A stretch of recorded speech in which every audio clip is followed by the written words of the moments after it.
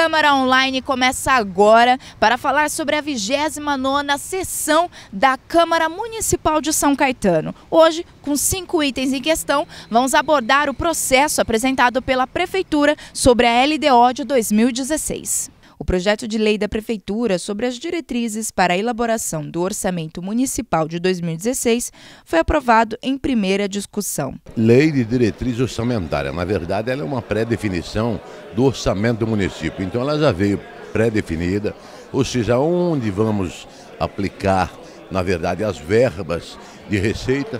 Claro que para chegar até esta fase, passou por audiências públicas, ou seja, houve inserções de pedidos dos munícipes e esta é a definição em cima disso. A novidade dessa lei de diretriz orçamentária é que o próprio prefeito ele busca, na verdade, uma redução de 50% na definição das mudanças de rúbrica. Ou seja, o próprio prefeito Paulo Pinheiro reconhece isso e tem que enaltecer esse pedido dele, ou seja, dá uma condição muito maior de definição da peça orçamentária que vai vir futuramente. Salgado, o que está se prevendo de orçamento vai ser cumprido? Claro, tudo que a gente prevê dentro de uma peça orçamentária, de uma lei de diretriz que nós estamos discutindo hoje, para você poder elaborar a peça orçamentária, justamente é com estudo técnico, já é prevendo percas, já é prevendo algumas situações e alguns desconfortos que a nação brasileira está passando hoje e São Caetano também passa. São Caetano, eu entendo que é um dos poucos municípios que não faz um projeto desse audacioso ou fantasioso, ele faz justamente com a sua realidade, com a sua arrecadação, por isso que a gente sabe que todas as metas que o prefeito Paulo Pinheiro ele vem estipulando, ele vem determinando para as secretarias, com certeza vai ser cumprido este ano 2015 e também 2016, que nós vamos votar agora. A realidade do país, nós tínhamos uma projeção, hoje a gente vê aí uma situação totalmente além do que nós esperamos, né? Nós nunca imaginávamos que o Brasil ia viver uma situação social caótica do jeito que nós estamos vivendo. Preocupa, é preocupante, mas eu acho que a diferença está no gestor, né? O gestor, quando ele faz uma peça orçamentária dessa e dentro da dificuldade que tem, ele projeta o que realmente ele tem para gastar o que ele tem e não gastar o que ele não tem. Já existem números certos de quanto vai ser esse orçamento? O orçamento para 2015 nós estamos com 1.123.000, se não me engano, eu creio que é isso, e para 2016 1.270.000 aproximadamente. Você pode ver que é um crescimento até dentro da nossa cidade, que nós temos com as empresas que estão aqui, os investimentos que a cidade fez e se preparou para o futuro, mesmo com a queda que está aí na prestação de serviço, que é uma maior delas, a fonte de receita do município de São Caetano do Sul. As contas reprovadas do ex-prefeito José Auríquio Júnior ainda foram um assunto discutido na tribuna pelos vereadores Edson Parra e Éder Xavier. É inadmissível, senhor governador, o que o senhor José Auríquio Júnior vem fazendo na cidade de São Caetano do Sul. Acredita o ex-prefeito estar acima da lei? Acredita o ex-prefeito estar acima da decisão desta casa? Decisão soberana, senhor governador Alckmin, que alijou do processo eleitoral o senhor José Auríquio Júnior por 8 anos. Senhor Alckmin, não é possível que jornais da nossa região venham a destacar pelos atos deste que é filiado ao seu partido a seguinte situação: para Auríquio, o PSDB pode pleitear chapa pura. Por isso que eu sustento desta tribuna, da cidade de maior IDH do Brasil, que aqui há soberania, senhor governador, e o seu partido no estatuto tem condições, sim, de qualquer membro do partido promover a desfiliação deste senhor se ele for condenado por improbidade administrativa. Mas, senhor governador, ele não está só condenado por improbidade administrativa no judiciário, está por esta casa condenado e alijado, como já disse, do processo eleitoral do ano 2016. E posa nos jornais, nos encontros de atividade política, sustentando a tese que será candidato. Mas, senhor governador Alckmin, nós vamos permitir que um condenado por ato de improbidade administrativa participe da política e engane o povo de nossa cidade? Nós temos que parar, senhor governador Geraldo Alckmin, e saber a verdade, porque este senhor, ex-prefeito José Auríquio Júnior, ele situou-se na esfera de ofensas aos princípios da administração pública, a prática de promoção pessoal com recursos públicos, a irresponsabilidade fiscal, o déficit orçamentário de 33,58%, a extinção do IPASME, o Instituto de Previdência e Assistência Social Municipal. Aqui nesta casa, a ex-presidente do IPASME, e quando da administração do IPASME, que tinha propriedades e tem ainda propriedades nesta cidade, deixaram esses ex-presidentes que estão aqui hoje, um superávit no caixa, não era para encerrar aquilo. Mas ali começou a se levantar muitas dúvidas, senhor governador, e ele entendeu por bem fechar, deixando todo o funcionalismo público numa situação de saúde precária. E não é só isso, houve, senhor Alckmin, ao senhor Auríquio, enquanto prefeito desta cidade, 5 alertas do Tribunal de Contas. Diz todo o relatório do Tribunal de Contas do ano 2012, até mesmo o fogo inexplicável no almoxerifado da Prefeitura, relatados pela auditoria realizada pela 7ª Diretoria de Fiscalização do Tribunal de Contas. Há um inquérito, senhor governador, um inquérito criminal da Polícia Federal sobre os atos do senhor José Auríquio Júnior que estão sendo investigados.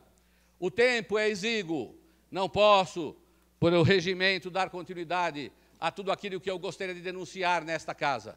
Mas encerro reiterando ao senhor Alckmin, governador do Estado, o senhor tem instrumentos no seu estatuto do seu partido, a fim de fazer com que cesse esta situação deplorável de alguém que está condenado por esta casa e alijado, reitero, do processo eleitoral no ano 2016, a fazer práticas que não condizem, como é do seu costume, com o bom costume, com a verdade, com a honestidade ímpar. É uma situação absurdo, absurdo, absurdo.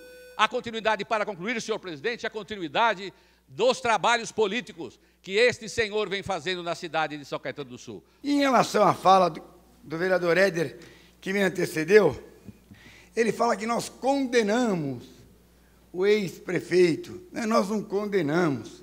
Nós voltamos às contas sem lhe dar tempo para a defesa. Logo, nulo o ato praticado por esta casa. Como também foi considerado nulo, através da liminar, o parecer lá do Tribunal de Contas. Então, tudo isso que se fala, que ele está fora, que está com 8 anos inelegível, não importa se é do partido do governador, se é do partido pequenininho PHS, qualquer partido que seja, são falácias, mas a justiça é sábia, a justiça vai julgar, os juízes estão lá para isso, para ver quem está certo, quem está errado, e eu aqui não vou dizer se o juiz está certo ou se o juiz está errado, mas nós temos que falar a verdade, não está 8 anos, não foi condenado, isso é uma discurseira política, eleitoral, talvez até muito antes da hora marcada, porém acho que é válida, podemos falar de eleição desde já, se for o desejo da casa. Doutor Éder, o vereador Edson Parra considera nula a votação das contas do Auríquio. De fato, essa decisão pode ser mudada? Olha, no processo e na busca da prestação jurisdicional, é evidente que tudo pode acontecer. Para se ter uma ideia, você e qualquer cidadão pode entrar com uma ação e dizer que o Banco do Brasil é dele. Então, alguém põe lá na cabeça que o Banco do Brasil é dele, ele entra com uma ação. Entrar com ação. E existe uma possibilidade, né, do Banco do Brasil ser de alguém, de 1 trilhão, de bilhão para 1. A lei da probabilidade. Então, o que nós temos que fazer a pergunta é, qual é a probabilidade de anular a votação da Casa de Leis do Legislativo de São Caetano do Sul, que votou de acordo com o Tribunal de Contas, alijando do processo eleitoral do ano 2016 o senhor José Auríquio Júnior. O senhor José Auríquio Júnior foi prefeito da cidade no ano 2012, recebeu 5 alertas do tribunal dizendo não faça o que você está fazendo com o dinheiro público, ele continuou fazendo. Os auditores do Tribunal de Contas vieram em São Caetano do Sul, constataram em loco tudo o que o Auríquio não deveria fazer e fez, com o dinheiro público deixando uma dívida de aproximadamente 300 milhões de reais. Ora, o Tribunal de Contas fez o relatório e como o Tribunal de Contas é um órgão de assessoria do Legislativo, assessoria técnica, então os técnicos do Tribunal de Contas disseram para os vereadores, esta conta de 2012 do senhor José Auríquio, porque ele deixou, entre outras coisas, não recolheu INSS, uma porção de problemas, não deve ser aprovada pela Casa de Leis da cidade. Nós não aprovamos a conta. Então, prevalece pela votação nesta casa a orientação do Tribunal de Contas, o parecer do Tribunal de Contas para os vereadores. Em outras palavras, o senhor José Auríquio está inelegível. Veja, os vereadores têm o dever constitucional de julgar as contas. É dever da Constituição Federal fazer com que o vereador julgue as contas. Ele é obrigado a julgar. Tanto que, se em 90 dias os vereadores não julgarem as contas, a favor ou contra o parecer do Tribunal de Contas, prevalece o que o Tribunal de Contas...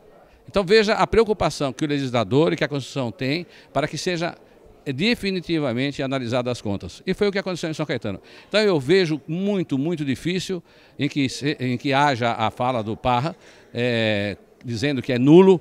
Eu respeito a capacidade jurídica, não sei se ele é um jurista, para mim parece que ele não é advogado. Mas afirmar que é nulo e nós temos cumprido a Constituição e rejeitado as contas, é, no mínimo, uma insensatez do vereador. A Justiça vai se pronunciar no tempo certo e isso tudo ficará esclarecido. Vamos imaginar que o senhor José Auríquio venha concorrer às eleições com uma liminar. Quer dizer, esse seria um grande problema em relação às contas do Tribunal de Contas. Mas ele tem outros problemas para enfrentar. É condenado na Justiça Comum, já em segunda instância, por colegiado, tem o problema da ficha limpa. Vários são os problemas, inquéritos, uma série de problemas que aconteceram e se materializaram, problemas de toda a ordem, na administração do senhor José Auríquio Júnior durante 8 anos em São Caetano do Sul. Então eu vejo que isto não pode prosperar. A lei irá prevalecer e José Auríquio Júnior está inelegível para os próximos 8 anos. Hoje na tribuna o senhor discursou e dirigiu esse discurso ao governador de São Paulo, o senhor Geraldo Alckmin. Ele tem apoiado o Auríquio? É evidente. O senhor Alckmin, o governador do estado de São Paulo, deveria respeitar o legislativo da cidade de São Caetano do Sul. Porque, veja, mesmo quando o Tribunal de Contas já pronunciava que iria votar contra os atos praticados pelo José Auríquio Júnior, o senhor governador acobertou esses fatos que tramitavam no Tribunal de Contas e levou e deu a cadeira de secretário de Esportes do Estado de São Paulo para o senhor José Auríquio Júnior. Depois a casa votou, a casa que é aqui a Câmara Municipal de São Caetano, favorável ao parecer do Tribunal de Contas. Assim mesmo ele tem um outro emprego, o senhor Alckmin, governador Alckmin. Outro emprego. Então eu vejo que o senhor Alckmin é do mesmo partido, ele deixou o PTB. É bom registrar também que depois de 30 anos de PTB nesta cidade, o senhor Campos Machado disse que jamais vai apoiar o senhor Auríquio. Jamais vai apoiar o senhor Auríquio novamente nas eleições de 2016. Então o ex-presidente que conviveu com ele, presidente estadual, disse que não apoia. O governador então, Alckmin, toma uma atitude de uma política muito relapsa e contrata novamente o senhor José Auríquio Júnior. Então é um absurdo o que o governador está fazendo. Então eu usei a tribuna para dizer ao senhor governador que ele pode ser governador, e é. E eu sou vereador, e sou. E eu estou aqui defendendo a cidade de São Caetano do Sul, porque o senhor Auríquio Júnior anda pela cidade dizendo que vai ser candidato, contrário à lei.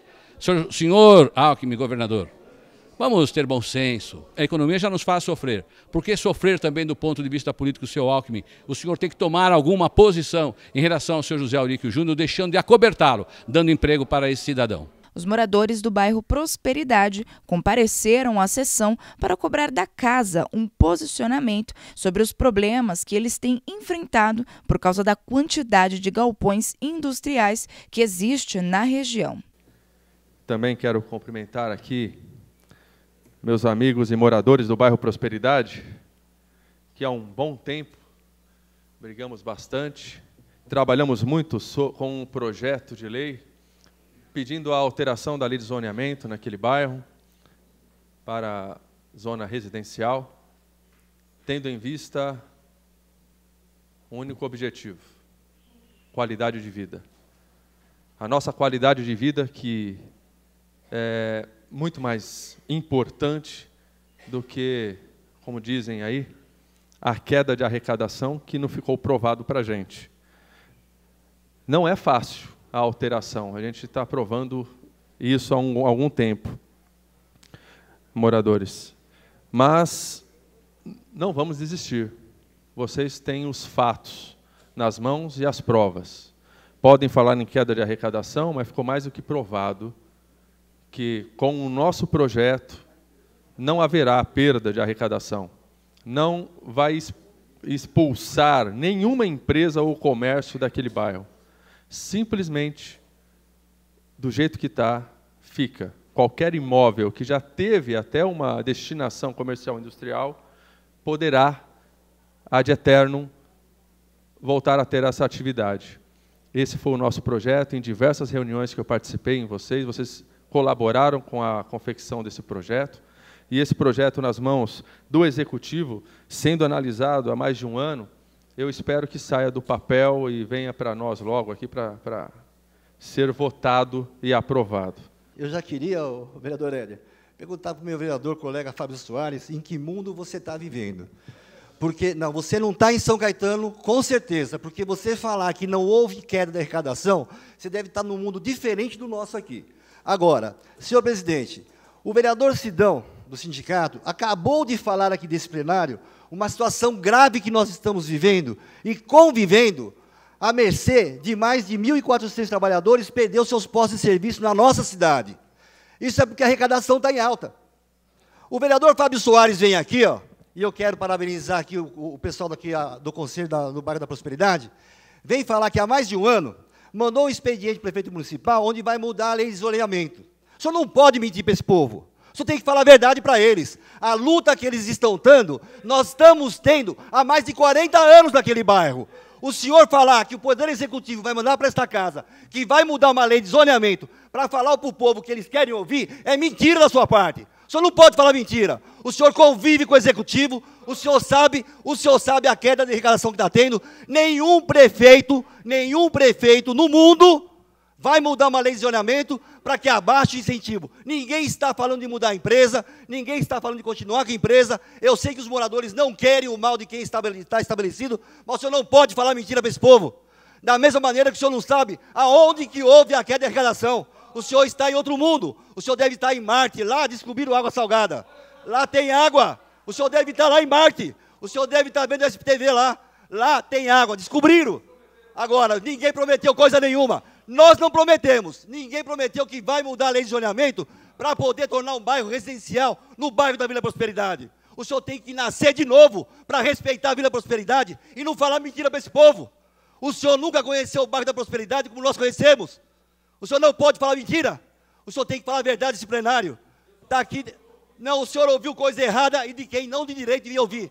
Cumpre. Não, o senhor é do seu prefeito. O senhor esteve lá hoje, o senhor está todo dia lá, o senhor tem acesso. Pergunte para quem direito tem, porque o prefeito não disse que vai mudar a lei de zoneamento, não disse que vai tornar um bairro residencial. Muito pelo contrário.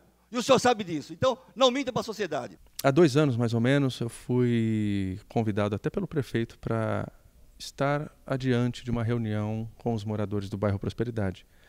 E me passaram essa preocupação e esse problema deles. Muita indústria, qualidade de vida caindo muito, muitos caminhões, problema com a poluição, problema com o barulho constante. Então é aquelas máquinas prensas, barulho de caminhão, 3, 4 horas da manhã, aquela buzina, né, de marcha ré, de caminhões. Um fato, não tinha qualidade de vida nenhuma. Já está perdendo muito a qualidade de vida. Quem mora hoje na Prosperidade sabe o que eu estou falando. Essa foi a reclamação deles.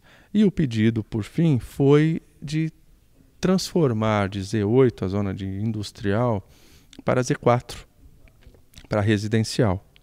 Contudo, em nenhum momento os moradores e os que me procuraram falaram em retirar as indústrias de lá. Ninguém quer retirar, todo mundo sabe que a Prosperidade, no município todo, arrecada, se não me falha a memória, uns 26% da arrecadação total da cidade vem do bairro Prosperidade. Porém, se nós tirarmos as maiores contribuintes do bairro Prosperidade, que são 3 a 4 indústrias ali, fábricas grandes, a Gerdau, a GM ou a Petrobras, tem outras maiores lá, dos 26% de arrecadação, tirando essas maiores, ficam apenas aí 2% para as outras 150 indústrias e empresas que existem no bairro. Então, qual é a conclusão que nós tiramos? Poxa, as maiores contribuintes ali é o que puxam esses 26%. Não são aquelas indústrias e pequenas empresas que existem no bairro.